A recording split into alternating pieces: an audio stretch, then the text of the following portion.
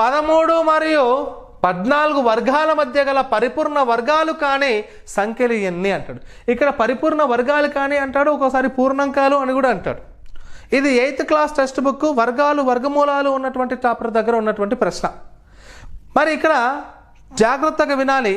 మనకు అక్కడ ఉంటుంది టెక్స్ట్ బుక్లో ఏమంటారంటే n² మరియు n+1² మధ్య వర్గాలు కానీ పూర్ణాంకాలు ఎన్ని ఉంటాయి, పూర్ణ సంఖ్యలు ఎన్ని ఉంటాయి సార్ అంటే అప్పుడు 2n అనేటటువంటి కాన్సెప్ట్ ఒకటి ఉంటుంది.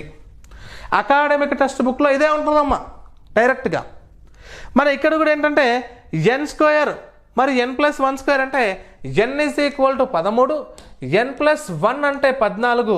మరి n²కి n+1² మధ్య సంపూర్ణ వర్గాలు కాని సంఖ్యలు ఎన్ని సార్ అంటే 2n. అంటే 2n అంటే n అంటే 13 కాబట్టి 2 × 13 = 26 అని డైరెక్ట్ చెప్పవచ్చు. Right, it is answer. అయితే ఇంకొక ప్రశ్న ఇలాగే అడగొచ్చు కదా, అకాడమిక్ బుక్లోనే ఉంది. ఉదాహరణకు 11² మరియు 13² మధ్య అంటాడు. ఇక్కడ వరుస సంఖ్యలో 13, 14 ఇచ్చాడు, ఓకే బాగానే ఉంది. కానీ 11, 13 ఇస్తే ఏంటి పరిస్థితి?